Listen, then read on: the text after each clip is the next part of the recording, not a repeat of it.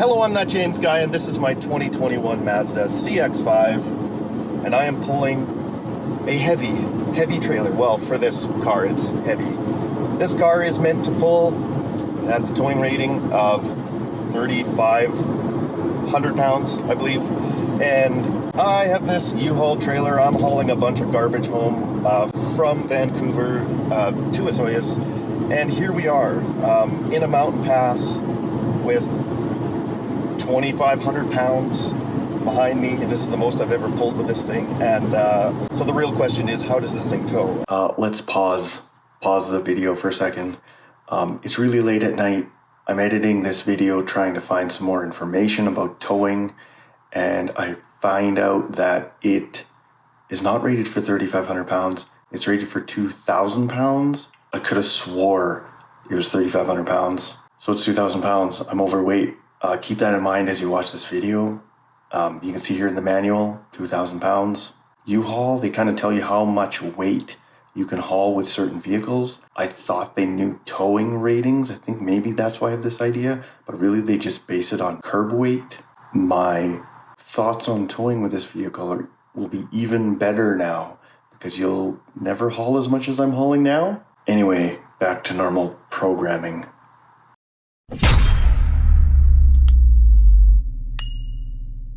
It actually tows pretty darn good, to be honest. This particular one is the 2.5 liter turbo, so 250 horsepower if you use premium fuel.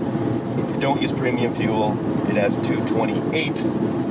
Somehow it figures itself out and gives you more power and a little bit more torque, 320 foot-pounds of torque versus 310 if you use premium fuel. The trick to pulling with this thing is you have to use manual mode. Manual mode, if you let this thing shift on its own, I tried using sport mode even just to see, you gotta be on it, you gotta be manually shifting this thing with the paddle shifters or the shift lever. I'm cruising in 5th. It is a 6-speed. It just kind of gives you that little bit on the hills. It is using a lot more fuel than normal because I'm going up a mountain pass, but otherwise it handles it well, you know. This trailer is a beast. It is a good quality trailer. Thank you, U-Haul. I did get a flat today even.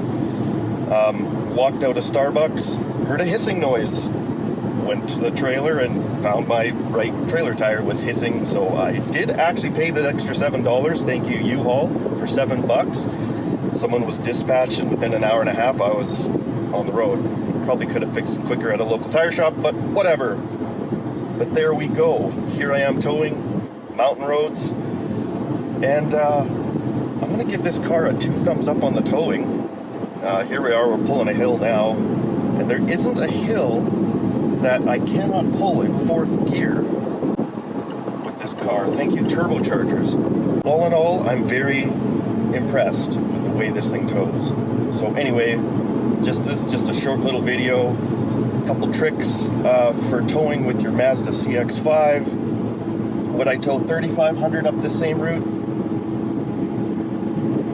I would. You just have to go a bit slower, but so be it. So one of the things also to consider when you're pulling something like this with this car is it's one thing to go up the hill fast. It can go up the hill fast.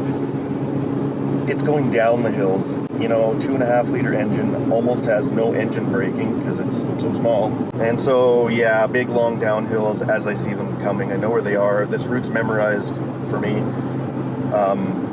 Go slow, gear down, don't overdo the brakes kind of thing. I can already feel we got a little bit of a pulse going on with the brakes because they're getting a little toasty. Keep that in mind as you tow with a small SUV. One thing to consider, you wouldn't want a runaway. Those runaway lanes, as fun as they might look, I'm sure they're not very fun when you hit them.